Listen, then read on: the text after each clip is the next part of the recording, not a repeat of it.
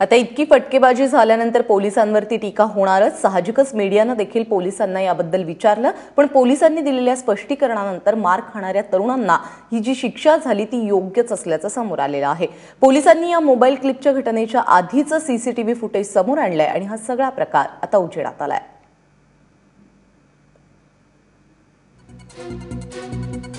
माणगावचे दिनेश नाईक आपल्या कुटुंबासह पनवेलमध्ये आलेले होते। गाडीचा धक्का लागल्याच्या कारणावरून दोन तरुणांनी अख्ख्या कुटुंबाला मारहाण करायला या ठिकाणी सुरुवात केली। इतकंच नाही तर लोखंडी रॉड देखील त्यांच्या डोक्यात घातला।